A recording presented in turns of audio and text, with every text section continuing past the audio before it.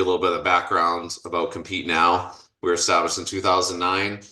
We do website design, digital marketing, all different types of services, and have done it for quite some time.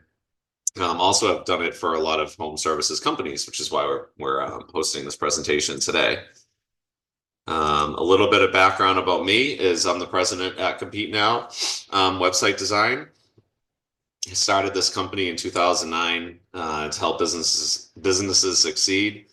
Actually, before when I was going to college, I was an entrepreneurship major, marketing minor, and my plan heading into college was to basically start a construction business because that's where my whole family we're all contractors and different types of home service, landscaper, plumber, masonry.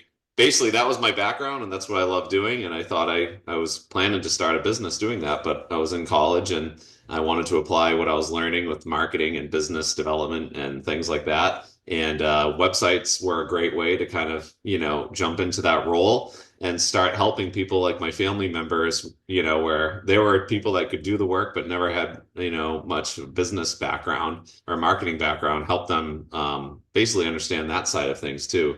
Especially in 2009, it was kind of like feeling like you're coming off a recession and helping them say like, that's why I named it Compete Now. It's like, don't sit around, like get out there and try to compete for that business, use these new marketing tactics. When I first started websites were a trend. You had to like, convince small businesses that they even needed a website. So it's been a great evolution and there's so many things you can do. And now it's gone to the point where everybody knows they need digital marketing, but there's just so much out there that you could really spread yourself too thin or on the wrong channels and really just spend a lot of money without getting the return that you're looking for. And in home services in particular, it's almost like what you would call a predatory target, where there's lots of marketing companies that go out and get these businesses to spend all this money with them or on different programs, and it's very hard for those business owners and companies to really gauge, is it really working? I have been impressed, overall with some that have a good eye on cost of leads and things like that. But anyway, that's why I have always taken a special interest in home services and helping companies like that, and why we've had that background leading up till today. So today we're gonna actually, before I dive into the different topics, some of these are trends, and I'm gonna give you an update on what the trends are, some bullet points and notes, and then I'm gonna also tack onto that my own personal opinions and beliefs around these trends and things that I think you all should know about and consider and take what you will with it. But at least you'll know about these things. A lot of these things could be their own hour-long presentations. But what our goal for this presentation today was to at least touch on a bunch of things, and then it will give you what you need to know to go out and either do more research or set up a call with me to learn more about any one thing in particular that you think you want to learn more about that possibly could help you with. Um, this one actually we put first. I do think that local SEO and Google My Business is the number one starting point. I'm sure there's some of you on this webinar that probably you're just like, duh. But it's surprising how many businesses, even if they do know it's important, don't spend a lot of time on these things for local SEO. And the Google My Business is one of the biggest things that you really want to focus on, in addition to some other local optimization types of strategies. So I wanted to talk first about that because it's definitely one of those things in your marketing repertoire that if you have to pick one thing to do, this is probably the one thing. So I think that's definitely not necessarily a new trend, but definitely a trend in terms of what's working for home services businesses and what can you do to, get more leads this year, ideally. So the first we talked about was optimizing your Google My Business profile. That's completing all the details. There's the areas within Google Business that you can fill in custom services. And not a lot of places do that, but if you take the time to go through all the custom services, and enter in more information about that, add in your hours, high quality photos of work, things like that, that'll really help your Google listing as well. So that's really something that I'll give you a quick little run through. This is why I'm sharing this like goofy screen with showing the Canva around the wrappers, just so I can get these tabs open. So like this, when I Google my own business, you can see we have like you get, and this would be the same for yours if you've claimed it. You'll have all these different options to edit your profile. And I'm just going to highlight when it comes to optimizing your business, a few little tricks and strategies that have worked for me and for some of my clients. One that is really obvious is just getting the keyword in your name, if at all possible. If you're a business that has, multiple service lines, like we do actually, then it can be a little bit difficult. But for me, website design has been our core business in addition to digital marketing. So I was perfectly fine just to say put website design in our name, even though we offer digital marketing, because most of the time our website design clients lead to digital marketing work. So it just typically that's the order, although there are plenty of clients that we work with where we just jump in as that digital marketing company and then we can also help with the website if needed.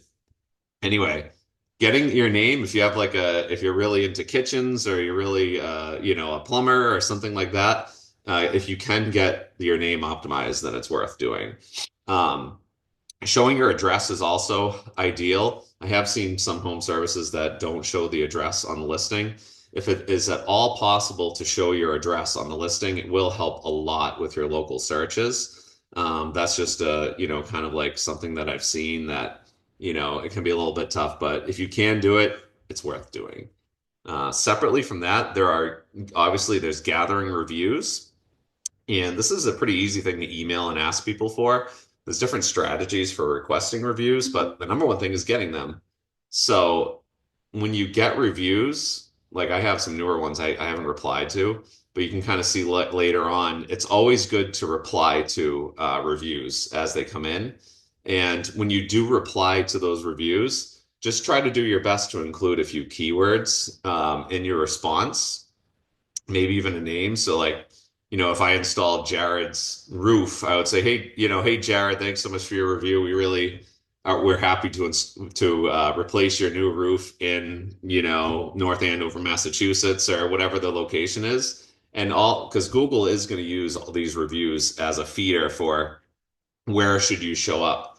Because once you start showing up locally in your town that you're in, then it becomes a little bit harder to branch out so that your map listing shows up in your surrounding towns and beyond if you're lucky. And getting those reviews for those different locations and other different, things like that, it helps Google know that, hey, all these users, they're getting a lot of reviews for people from this town and the town's mentioned. So you know what? When somebody Googles for like my bordering town, is Andover. So if somebody's Googling for a website designer in Andover, and I have a bunch of people in Andover leaving reviews, I might show up more prominently potentially ahead of companies actually in that town. So that's just partly why it's important to continue optimizing those reviews and so on. Separately from that, one thing that I've been suggesting a lot of businesses do is posting to the updates area. So when you add an update to your Google business listing, I think it's good to feature different projects. That's another way to get more town SEO onto your listings. And that'll make it so that, hey, post an after picture of a home that you just remodeled in Beverly or whatever the town is and mention it in there and then add in a link and add as you post all those updates, that'll just get even more data into your Google business profile to further expand your presence.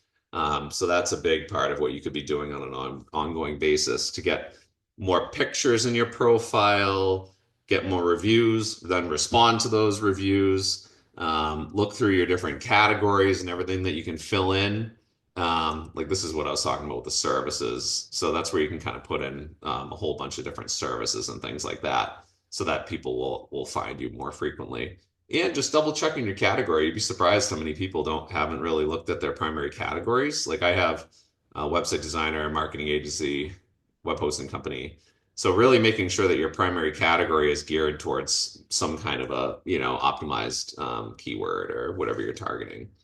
So that's a little bit on the Google business. I suppose not a little bit, but I spent a bit more time on Google Business Profile just because it is so important for many of your businesses.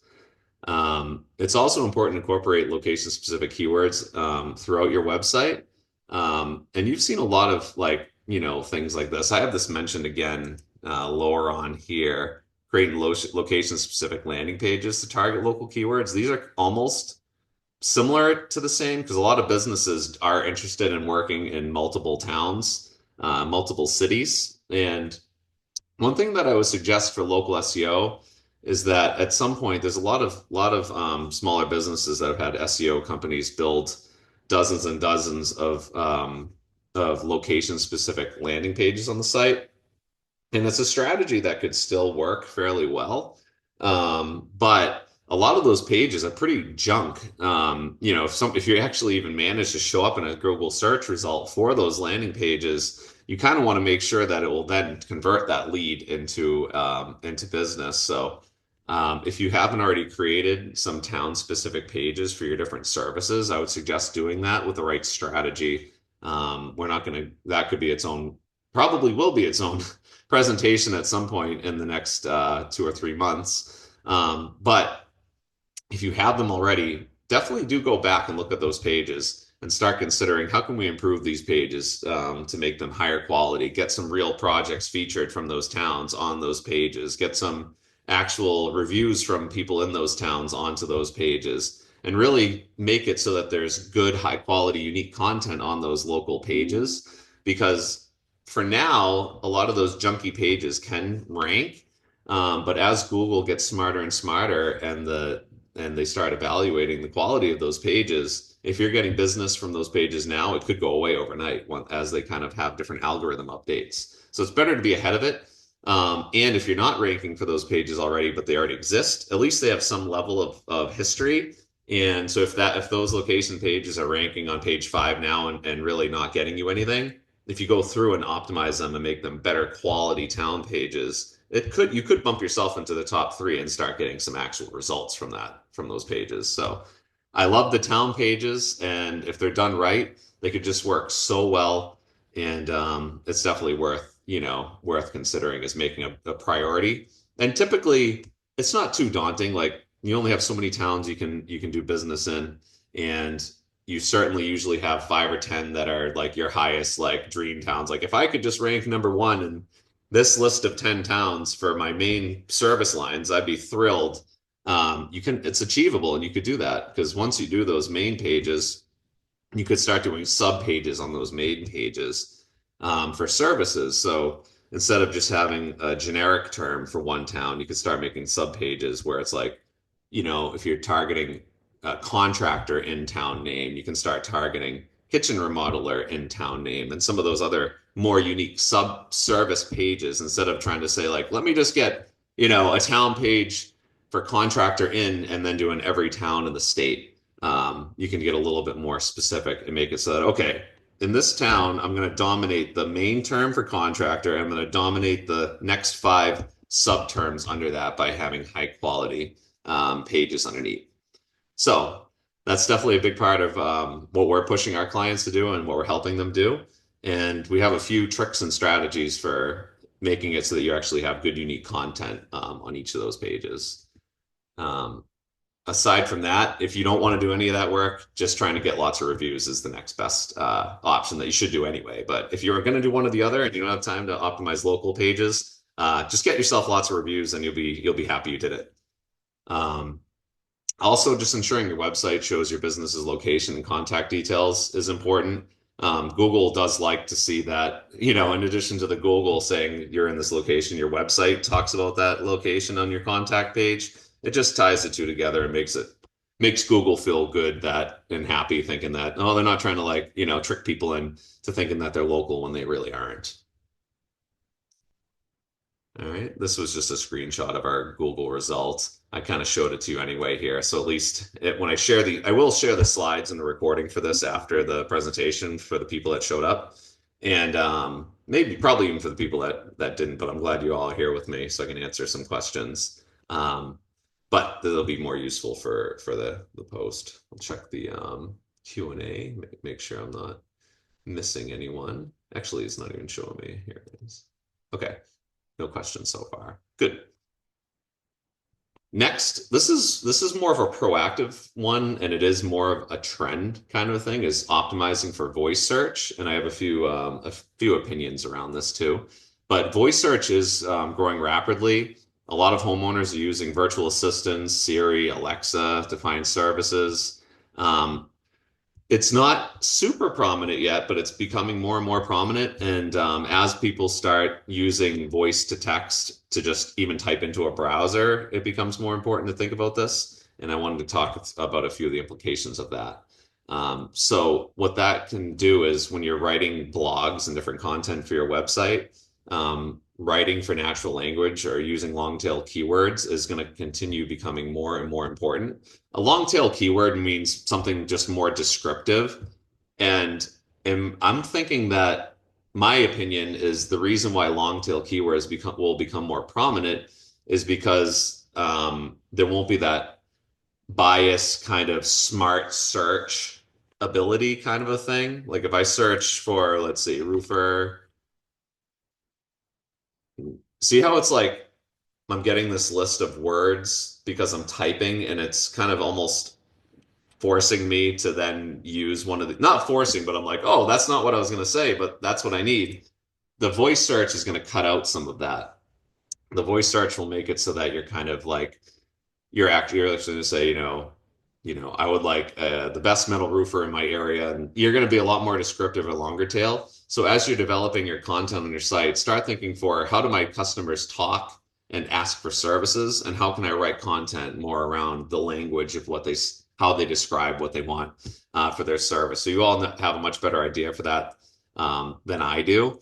But if they're looking at getting siding, maybe if they aren't, they don't even say it right, but they say, I want this certain kind of like, siding that looks like wood, but is vinyl on my house. Like the little things like that that you can do to optimize your website towards voice searches is definitely worthwhile in the future. And unlike, it's one of those SEO tactics that could be effective for when a real person lands on the page. You are kind of talking to them the way they talk and relating and making sure that they're kind of going through the process. All right. So the other thing that you can also do is just, really ensure your website is mobile friendly, because a lot of these voice searches will come from a mobile device. So if your site already isn't mobile friendly, then you need to work on that as soon as possible. But even more so, the voice searches is going to continue making it so like the website is being viewed on these much smaller screens. Just an idea of a search.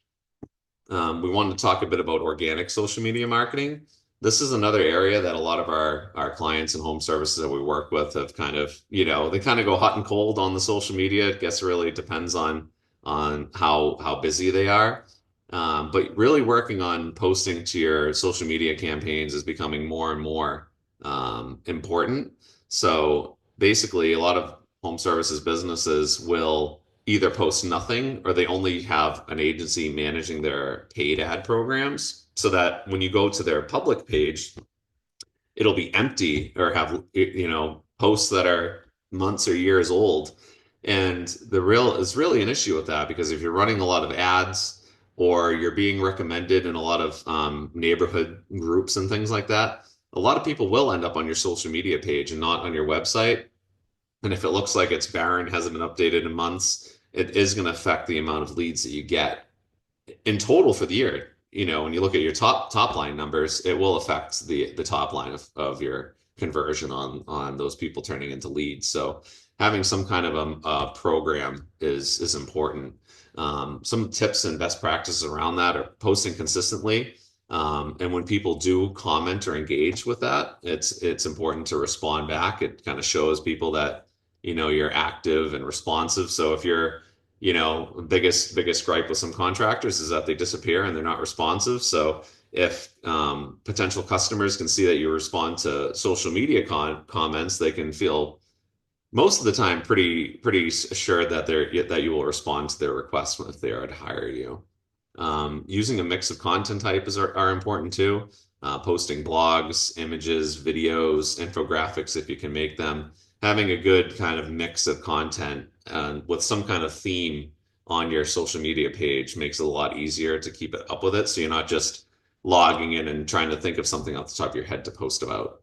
Um, Also, you can leverage user-generated content. So as you're getting those great after pictures and those great testimonials and reviews on your Google page, you can repurpose those for your social media content and have it follow that theme of how you're designing those.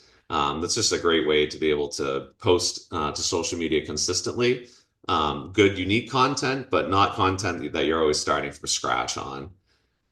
If you can promote local events or community involvement, it does help to connect with the audience quite a bit. Shows that you're giving back, and people do like to see that from their home service providers. Also using hashtags to increase how discoverable you are on your different platforms, Instagram, Facebook, and LinkedIn, if you're going to be promoting yourselves there, are also very important. So we did want to cover a little bit of this organic social media. It's not necessarily a new trend. The trend is more so that more and more home services and other, not just home services, companies in general are kind of, really focused on other lead generation programs, which is understandable, but they're forgetting the organic side of social media, and it is part of that overall conversion funnel for those customers. So definitely a trend to break in terms of ignoring it and trying to refocus and get some level of posting at least consistently, even if it's once a week. It's better than going months on end without any fresh content getting published. Video marketing is becoming more and more prominent. The good thing is that the devices on our phones and things like that, it is becoming a bit easier to make that content. It's just a powerful tool. You want to show people love to see it's basic how-to videos and things like that, or even quick stories, or you see it a lot of videos now where it's kind of the video of the contractor or the service provider standing in front of the job site or the project and talking a bit about today we're at this place and we're doing this and that or the other, and that really helps to create a personal connection with the audiences and make them more likely to use your services in the future. So these are just some more tips and examples that we'll share as well as when we share the slides. But before and afters, different results showing the transformations. People love before, during, and after. Sometimes I feel like sometimes they even like during more than they like after, because once you see the after shots, that's usually when people will have their opinions where they're like, oh, I don't like that color, or oh, look at that house. It's a lot bigger or a lot smaller than mine. So sometimes when they see the during, they can really more so appreciate the craftsmanship that's and the work that's happening to actually make that project finished. And then somehow they eventually see the after to know that it was finished. Keeping the video short is important, usually under 2 minutes. That's one of the main things that I've seen that are a little tough on the testimonial videos is if you just get a very happy customer going on and on and on, it can get a little bit too long. So if you try to edit those down and keep them to a shorter one, or even if you have a technician that's like, instead of just explaining a bit more about the problem and the solution they're providing for the homeowner, they're actually explaining how you would fix that problem. You kind of want to just make sure those videos are a lot more direct and to the point, and build some value to the clients and the customers. Testimonials we already talked about. High quality is also important. I've seen a lot of like do-it-yourself videos, and you can do it yourself, but you really want to make sure that the audio is clear. And then using video across the platforms, getting them on your website, getting them on social media is very helpful. Plus, if you get those videos embedded on your website, that is rich content in Google's eyes, and it will make it more likely that those pages that have those nice videos on it will rank. And then one little bonus tip that we've been experimenting with is when you have these videos, the video will have an audio recording, and we've been using an AI tool to upload those videos and then have it transcribed. And then you can actually use some AI to write some content based on what was said in the video. So it's good. So it's not like just, junk AI that was generated on with who knows what the source is. It's actually using your speaker, either yourself, the owner, or one of your experts as the base of the information, and then writing some good high quality content around that video. So I wanted to throw that in there just so that you know that in addition to having that video, it also gives you a great source of content to use some of these interesting AI tools to get written content that can also be used on different posts and blogs and pages and things like that. Now, we talked about social media organic. Now we're going to talk a little bit about social media advertising. Posting these paid ads on Meta, it really allows you to target, within your service area for different demographics. So we're going to talk a little bit about those platforms and what you can do, and then I'll also share a little bit of some of my opinions based on running these campaigns for other companies. The first one is really, tailoring your ads to different demographics. Age, you can target by income level, percentage ranges and different zip codes. You can try to go for a different home ownership status based on interest. So you can't really target homeowners specifically anymore, but you can target interests that you think only homeowners would have. And if you do a little bit of Googling, you can see what some of those are: home renovation, things like that. That's where we have some of those examples here: home improvement, renovations, really making sure that the right people are seeing the ads in the right areas. Um, it is also important to focus on location and demographic. One of the most frustrating things that Meta had, I'm assuming they had to do it for some privacy law, but with Meta ads now, you can't target people living in a location. You used to be able to target living in and separately living in or recently in.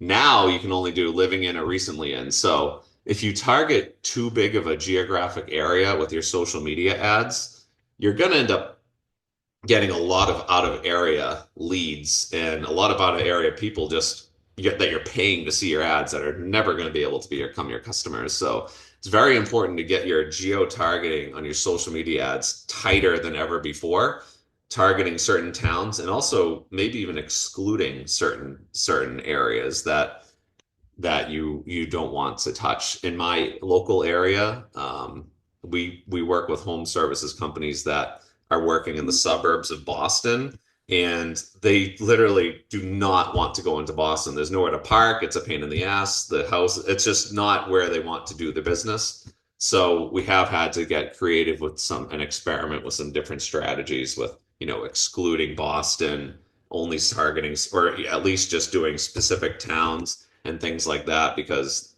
each one has its own little drawback. If you exclude Boston, you're excluding people that potentially have been in Boston recently and they live in outside of Boston. Separately from that, if you do target people that were recently in or certain towns, and they're not necessarily touristy towns or places that a lot of people are going to be making pit stops in, you can still feel pretty confident that if you target those certain towns, you'll still get some people that don't necessarily live there. But for the most part, the people that have been in those towns recently probably are actually living there. So that's just a little bit of a rant, but something that we've had to battle running Meta ads for other clients. And basically, you just can't do it that big radius targeting anymore and say only living in these. And it was a great when you could, but you can't now. So that's a big trend for this year to monitor. And if you are still running your ads and are running ads now and you're getting a bunch of leads from way out of the service area, that could be why. So just something to keep an eye on. The visuals, this all ties back to some of the previous content, but when you do run your social media ads, really using intriguing, good, high quality images, not stock. I'd say that's the biggest thing, that people will scroll past those really fast. And once they can identify it, I've actually some of the best performing ads I've run in the past have been some of the most candid kind of photos showing a project that was happening. So definitely having high quality, but really real, true, authentic images and videos on your social media ads will make the biggest difference for you by the end of the day. All right. Separate from that, this last bullet just talks about paid ads boosting engagement and awareness. So a lot of times our home services companies they just need, we need this amount of leads to hit our numbers, and that's fine. If you do reserve a small portion of the budget and you're posting organically, it is nice to boost those ads. And boosting is a little bit different, where the goal of that isn't necessarily, dollar for dollar, lead for lead. It's about pushing that great content in front of your local community and your service area so that they can see and get some brand awareness so that even if they don't need your service maybe for a year, when they do need that service, they'll have already had your company in their mind, and they're more likely to Google your business and contact you for an estimate or a quote. And they're much more likely to convert and not go to Home Advisor and get five other quotes and go to the lowest bidder. So it's a little bit about building up that authority and that reputation so that down the line you can get better quality leads that you're not feeling you're clawing over 1,000 competitors for. So that's just partly what we like to say when we talk about boosting versus these like higher spend lead generation ad campaigns that you also can do. These are just a few ads that we included as a slide as examples for. These are more lead generation based that we designed for one of our clients, but you can see how it's, zero down, zero interest, plus 1,000 off, and it shows a nice picture in the background. And it has these lines to go. That's actually in line with the branding. A little bit of a before and after. Having it's so nice when we can get that side by side at the same angle. So if you're going to be promoting some before and after pictures, it's always nice when you can get the same angle and keeping the ads consistent. You can see this is a different ad, but then this ad's here. But it's on brand with the colors and the fonts and things like that, and it helps with that overall quality of the ad campaign. I also want to touch on paid Google ads and local service ads. A lot of our clients that we work with that run on Meta, Facebook, and Instagram ads, half the reason is because Google ads and local service ads are too expensive for them. But we definitely want to talk about some of the things that we're seeing for paid Google and local service ads. If you don't know what the paid Google ads are, I'm just going to do a quick search. Roofing.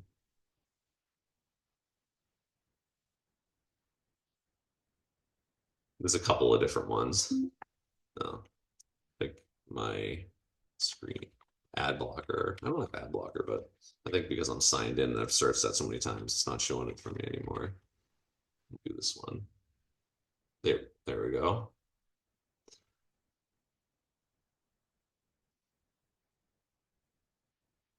All right. So you can see here, there's two different types of paid Google ads on here. The first one are the Google local service ads. These are those Google guaranteed. And these are nice. You only pay per lead on these, where if somebody clicks to get the phone number, they'll get charged for that. Or if somebody clicks to message the business, they'll get charged for that. And it's all tied into your Google business profile. And it works better for certain types of companies, but it's very effective. I do like how it's pay per lead and you can really get a clear understanding of what you're doing and it's tied in with your reviews and everything. Plus, you don't really need to pay an agency or somebody to manage these for you. They're pretty self-sufficient. I'd say if you do manage it on your own, just commit to yourself to actually look at it and check it and make sure that it's working for you. Otherwise, Google's happy to just keep taking the money. But those are the local service ads. And then these are the Google sponsored ads that are more those text-based ones that we're all used to seeing. But that basically, if you wanted to do something yourself and set it all up, the Google local service ads are great, and you could probably do it on your own. And then the Google ads are a lot more complicated. That's where you should consult with somebody like myself or somebody else to make sure that those are running effectively and driving high quality traffic to the right landing pages within your website. All right. So, of course, focusing the ad spend on the geographic areas where the services are available. And one thing that I like to point out in terms of a trend or just a tip or something that's important is just because you service a really large area does not mean you have to target that whole area. Oftentimes with Google ads, especially, or even local service ads, it is very expensive for cost per click and things like that. So if it's advantageous for you to focus on a smaller area, place you don't have to travel as far to, you probably could oftentimes spend your whole budget in that smaller area and get the same revenue for it and hopefully more profit for it because it's in a smaller area. Or separately, another logic would be focusing on, you know, wealthier towns or towns with bigger, what you think might be bigger budgets, bigger houses, and running your Google ads that way. So there's a couple of different things to consider when you're thinking of either Google ads or Google local service ads that are partly important when we're talking about the types of budgets that come with these programs. Um, Also, just thorough research, make sure that you're really targeting high quality terms like roofing company near me, decking contractor in your city. You kind of want to target those because if you run a Google ad campaign and you're keeping it way too broad and you're coming up and paying for clicks for anything related to roofing for terms that might not even be, you know, target, then you'll end up spending a lot of money and getting very little results. So really making sure that you're targeting, you know, closely relevant terms. And if you're familiar with Google Ads and you've run it for a long time, I'm talking more so about trying to somewhat be on phrase match for keywords or exact match and not broad match. And if what I just said makes no sense to you, then that's why I said in the beginning you should hire somebody to manage these to you because Google is great at search engines and other things and other products that they have, and they're great at taking your money.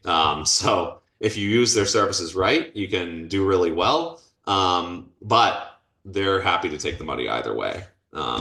Just that's definitely the case with them. Let's see. Google Ads do get you immediate visibility and lead generation, which is nice. SEO is so important to focus on over time because you kind of put in that work and you get the benefits over time without having to continue paying so much money. But it does take some more time. So if you're a newer business or you're like, oh, that's great, you know, I want SEO to start driving business for me, but I need, you know, 50 leads this month or 100 leads this month. The Google Ads is one of those things where I used to have a client that would say, how do we turn on the faucet for the leads? And Google Ads is one of the only things where you could say like, well, or even Meta ads for that matter, once you've established that it's you know producing a consistent cost per lead. Google Ads and these other paid ad programs are one way to say, okay, if you dump money into it, then you can expect to get X, you know, roughly X amount more leads. And last, this was one that's often overlooked with some businesses. This is the importance of retargeting and remarketing. Retargeting is a very effective strategy to stay in front of people. I once heard that when people are looking into getting their kitchen remodeled or redone, it's like an 8 month time lapse between where they actually start getting quotes. So if you can build up that pool of people that have showed interest in your ads or your business, then it's important to stay in front of them long enough so that they still remember you by the time they're ready to hire for that service. And these are the ads that we're talking about where you visit it, you get cookied, and then you start seeing those ads following you around on Facebook and Instagram, you know, for months on end. And the difference with the remarketing and retargeting ads is you don't always want to have those ads. You almost want to think of it like an organic strategy where people should be seeing your ads for that time that are good quality before and after testimonials, things like that, not just whatever your latest promotion or special is, because that's not going to build that trust over the months just by knowing that, hey, I know what their specials are, that you want them to continue seeing your ads because they didn't need you the first time, but how can you stay in front of them so that you can continue building that trust and that kind of that trust with that potential customer so that when they request a quote, they're going to be calling you because they say, hey, I've been following you and seeing your ads all this time and I really like what you do and I want to hire you. It's not just, hey, I need the service and I like your offer, but you know, I'm still going to be getting three others and I'm going to go with whichever one gives me the best deal. Ideally, you can build that trust with them over time. In order to do this, you just have to implement the Google and Facebook pixels so that when people visit your website, you can track back to them for pages viewed or actions that they've taken. It's always nice to get those pixels installed well ahead of when you might even want to ever run ads, just so that when you do want to do it, you have all those events built up and that audience pool built up so that you can start retargeting and you're not just starting from scratch. Um, Really creating the ads and particularly targeting people who visited the website. You can run retargeting ads for people that have just engaged in one of your Facebook ads or your Instagram ads, and I recommend doing that. But then on top of that, the website visitors is another big segment of that. Still within your service area, though, you don't need to retarget, every single person that comes and visits the website. And then segmenting or retargeting, really tailoring. A lot of the clients that we work with, this hasn't been as necessary because they're smaller businesses and they only get so much traffic for each type of product. But you could set it up so that, anybody who's visited my roofing page, I want them to see my roofing retargeting ads. And anybody who visited that page, see these ads. It's really not that hard to do. And it's something that, you can help with. But since a lot of the smaller businesses use just different types of content for that retargeting, it's just not always as necessary. And then also, if you do have an email automation capability, it is nice to kind of create a follow-up sequence. So this is more so, this is when it says who haven't converted, that's more so who haven't sold. So this is more so if somebody requests an estimate or a quote and then they don't even set an appointment, let alone buy, having some kind of series of follow-ups related to that product interest that they had so that they're getting that email communication follow-up about your products. That is a really untapped one from what I've seen. A lot of smaller home services businesses aren't fully taking advantage of that because it is a lot of work and information and content up front. But really, once you do it once, you really don't have to do a ton of maintenance on it. Maybe once a year, you go in and update the content based on results and how well it's working and for accuracy. Like, if you have some products in there that you don't want to promote anymore or something like that, you certainly don't want that in your nurture follow-up. But that's just a couple of tips around that. All right. So like I said before, I mostly touched on these main either trends or things that you need to consider going into next year. But I'm definitely happy to open it up for Q&A and see if we have any questions that have come through.